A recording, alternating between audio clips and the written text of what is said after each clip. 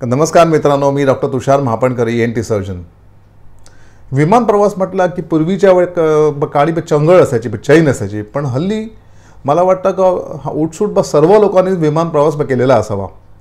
आणि एक गोष्ट की प्रत्येकाला माहीत असतं की विमान प्रवास करता वेळी आपल्याला कानाला दडा बसतो, कान बंद होतात, कान दुखतो. आज आपण ते बघणार आहोत की आपण विमान प्रवास करताना आपला कान का बंद होतो, कान का दुखतो आणि आपल्या कोणकोणत्या चुकामुळे की हे सगळं होतं. चला तर ह्याच्यापूर्वी आपण एक धावती नजर मारून घेऊ याच्यावरती. हा कान आहे आपला, हा बाहेरचा कान आहे, हा कानाचा पडदा आहे, हा दिसतो ना ब्लूइश. त्याच्या मागे हा मध्यकर्ण आहे, मधला कान, आणि ही नळी, हे नाक आहे, हे नाकाच्या मागचा भाग. नाकाच्या मागच्या भागातनं अशी ह्या तिकडनं हवा या नळीमार्फत इकडे येते मध्यकर्णामध्ये. आलं लक्षात? आता 3 गोष्टी महत्त्वाच्या आहेत. पहिली गोष्ट म्हणजे पडद्याच्या दोन्ही बाजूला इक्वल हवा असते, इक्वल प्रेशरची हवा असते. जी हवा इकडे तीच हवा नाकातनं येऊन ती हवा इकडनं इकडे येते, म्हणून आपला पडदा सरळ उभा असतो, म्हणून आपल्या कानाला दडा नसतो. ज्या वेळेस की हे प्रेशर जास्त होईल किंवा हे प्रेशर कमी होईल त्यावेळी आपला पडदा एक तर असा होईल किंवा असा होईल. जेव्हा त्या पडद्याची पोझिशन आपल्या नॉर्मलपासून वेगळ्या साईडला जाते, म्हणजे एक तर आतमध्ये ओढला जातो किंवा मग बाहेर फुगला जातो, त्या परिस्थितीत कानाला दडा बसतो. आलं लक्षात? ते एक. नेक्स्ट थिंग की ही जी नळी आहे नाक आणि कानाला जोडणारी, ही ॲक्च्युली नॉर्मली नेहमी बंद असते आणि आपण जेव्हा गिळतो त्याच वेळी ती उघडते. आणि नॉर्मली मनुष्य जिवंत असताना दर 10 मिनिटांनी एकदा गिळत असतो. तोंडातली जी काही लाळ वगैरे ती आपण सारखी गिळत असतो आतमध्ये आपल्या नकळत. त्यामुळे त्या गिळण्याच्या प्रक्रियेमुळे ही जी नळी असते का ती उघडत असते. नळी उघडण्याचं का दुसरे कारण आहे की जांभई देणं, का आपण जेव्हा तोंड उघडतो तेव्हा पण ही नळी उघडते. आलं लक्षात? ओके. आता एक अतिशय महत्त्वाची गोष्ट म्हणजे आपलं खाली ग्राउंड लेवलला का जे प्रेशर असतं का ते प्रेशर का पॉझिटिव्ह असतं, आणि आपण जेव्हा वर जातो, वर आकाशाकडे आपण जेव्हा जातो का जमिनीपासून दूर वरच्या बाजूला, तेव्हा ते प्रेशर हळूहळू कमी होत जातं. आणि आपण जेव्हा समुद्रात जातो त्यावेळेस काय ते प्रेशर वाढत जातं. आपण म्हणतो ना स्कुबा डायव्हिंग वगैरे त्यावेळेस. आलं लक्षात? आता जेव्हा आपण विमानात बसतो त्यावेळी काय होतं ते बघा. आपण जेव्हा विमानात बसतो तेव्हा हे दोन्ही प्रेशर जे असतं का ते ग्राउंड लेवलचं असतं. हे आणि हे दोन्ही प्रेशर ते ग्राउंड लेवलचं असतं, म्हणजे आपला पडदा सरळ उभा आहे. आता हळूहळू विमान वर जातं. जसं विमान वर जातं तसं हे जे प्रेशर असतं, मी तुम्हाला मगाशी सांगितल्याप्रमाणे ही जी नळी असते ही नेहमी बंद असते.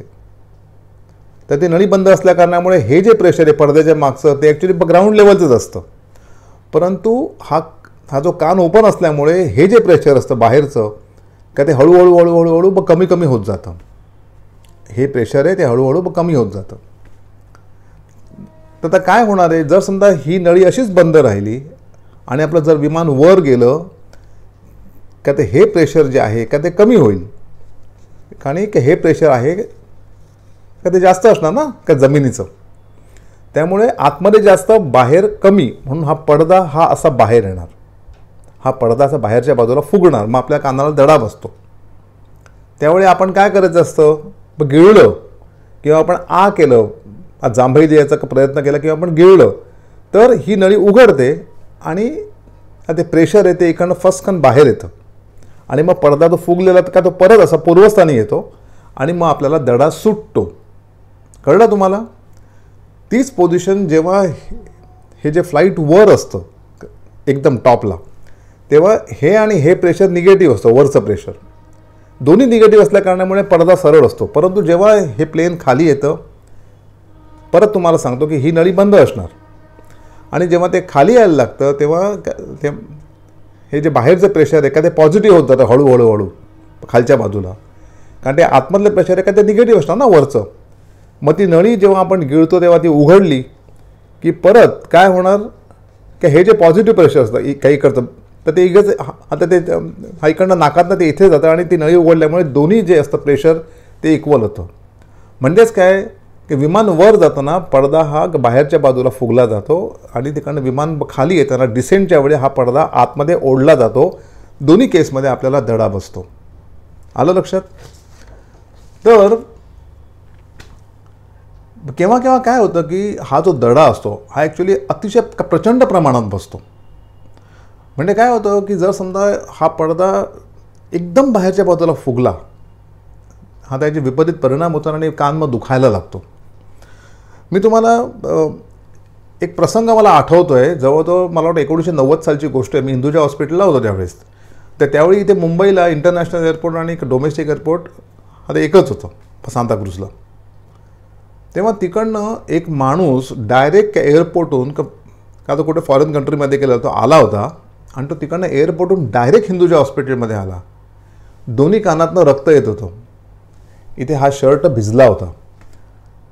का तर मी त्याला विचारलं काय झालं, तर तो म्हणाला की विमान खाली उतरताना अचानक कानामध्ये जोरात का बॉम्बसारखा आवाज झाला, ढुम, आणि एकदम अचानक काही कायचं बंद झालं आणि इकडनं असं का ब्लिडिंग यायला लागलं. ते का झालं असणार? याचं कारण का पडदा तो फाटला. हा एक्स्ट्रीम प्रेशरने तो पडदा फाटला. आता तुम्ही विचार करा का त्या फ्लाईटमध्ये बाकीच्या लोकांची सुद्धा काय अवस्था झाली असेल. हे का होतं बरं? प्रत्येक फ्लाईटच्या आतमध्ये वॉल्व असतात.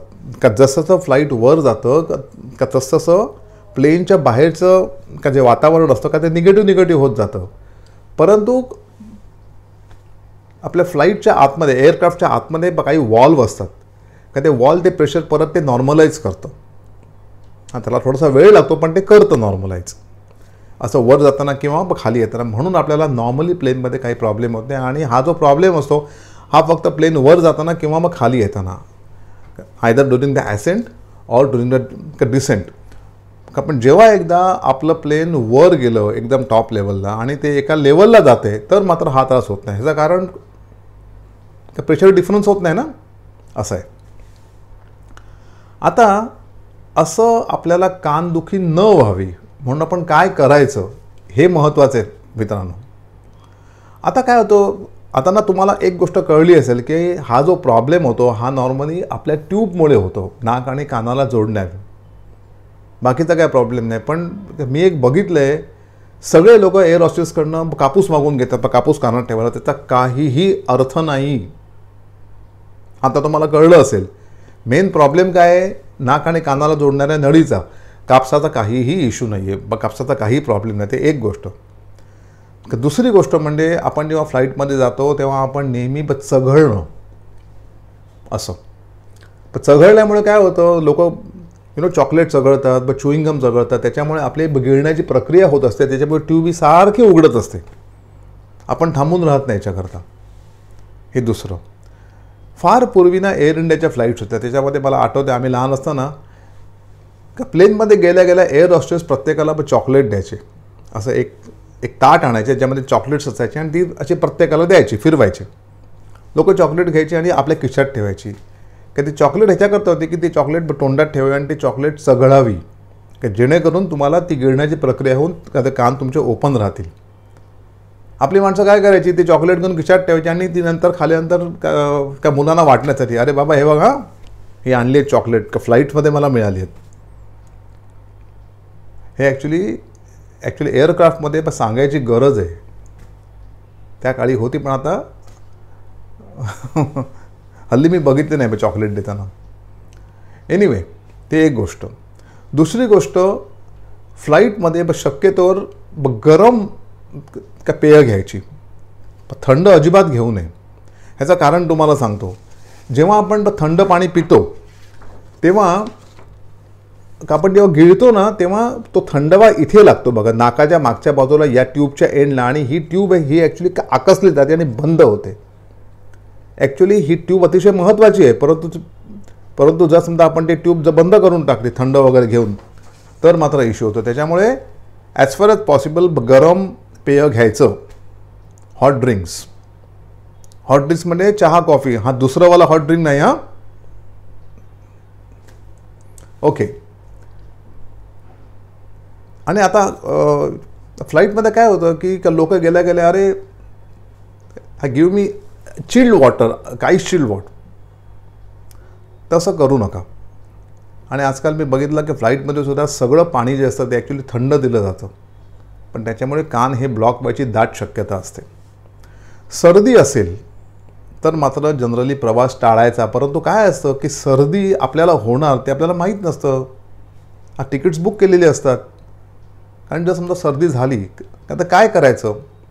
सर्दी झाल्यानंतर सर्दीच्या काही गोळ्या असतात, एका दुसरी गोळी आणि नाकातले थेंब, ते आम्ही फ्लाईटच्या 1 दिवस अगोदर रेकमेंड करतो त्यांना घ्यायला. म्हणजे त्याच्यामुळे त्या गोळ्या घेतल्यामुळे आपले जे ट्यूब्स असतात त्या ट्यूब्स नेहमी त्या ओपन राहतात, आणि मग त्या ट्यूब ओपन राहिल्यामुळे आपल्याला असे दडे बसत नाहीत. कारण काय होतं सर्दीमध्ये ऑलरेडी नाक चोक असतं, आणि ही जी ट्यूब असते का ती पण चोक झालेली असते. त्यामुळे सर्दीमध्ये काही जनरली प्रवास करू नका, आणि जर असं असेल तर मात्र त्याप्रमाणे एक औषधं घेऊन जा. इस्पेशली फ्लाईटमध्ये वर जाताना आणि खाली येताना झोपू नका. कारण तर तुम्ही झोपलात आता त्या ट्यूबची हालचाल होत नाही, कारण मग मात्र तुम्हाला कानदुखीमुळेच जाग येते. त्यामुळे शक्यतोवर फ्लाईट उतरताना किंवा चढताना झोपू नका. आता आम्ही बघितले की बरीचशी जे एअरक्राफ्ट असतात कधी ओल्ड एअरक्राफ्ट असतात, फार जुनाट असतात, आणि मग त्याला रंगरंगोटी करून केलेले असतात. तशा परिस्थितीमध्ये वॉल पण त्याच्या जुन्या असल्या तर त्याला एअर प्रेशर ते इक्वलाइज व्हायला का थोडा वेळ लागतो, आणि नेमका त्या दरम्यान जर फ्लाईट एकदम असं वर गेलं तर मात्र आपल्याला कानाला दडे बसायची शक्यता असते. आता it also depends upon the pilot.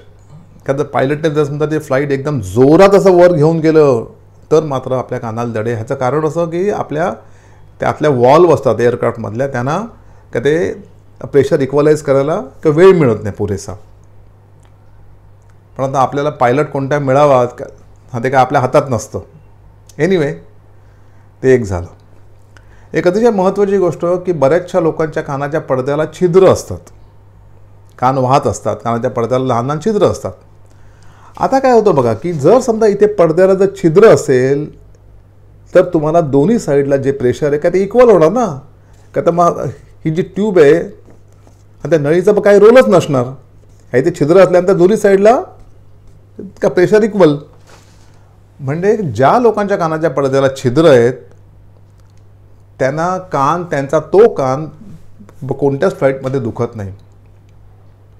Pilot सकट सगळ्या लोकांचे तरी कान दुखले तरी त्या पेशंटचं मात्र कान दुखणार नाही. Anyway, that is called as the blessing in a disguise. Anyway, आता तुम्हाला कळलं असेल की फ्लाईटमध्ये आपले कान का दुखतात. तर तुम्ही आता मी सांगितलेल्या पद्धतीप्रमाणे काळजी घ्या, आणि तुमचा विमान यात्रा ही सुखकर करा, आनंदाची करा. धन्यवाद.